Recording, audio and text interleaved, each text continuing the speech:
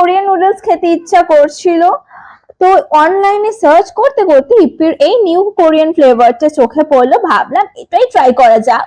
তো চলো প্রিপারেশনটা স্টার্ট করা যাক। অ্যাট ফার্স্ট আমি মাশরুম গুলোকে হালকা বয়েল করে নিয়েছিলাম, দেন কড়াইতে হালকা অয়েল দিয়ে তাতে মাশরুমটা ফার্স্ট অ্যাড করলাম, দেন তাতে বেল পেপার অ্যাড করে নিয়ে কিছু সিজনিংস দিয়েছিলাম, তারপর তাতে জল অ্যাড করে নুডলসটা দিয়ে দিলাম। নুডলসটা হালকা বয়েল হয়ে এলে তাতে নুডলস সিজনিংস গুলো অ্যাড করে দিলাম আর কিছুক্ষণ ঢেকে রেখেছিলাম। তারপর লাইক 5 মিনিটস মতো ঢেকে রেখেছিলাম, তারপর এগস অ্যান্ড লাস্টে চিজ অ্যাড করে নিয়ে তাতে চিলি ফ্লেক্স স্প্রিঙ্কল করলাম। নাও রেডি আমার স্টাইলের কোরিয়ান নুডলস।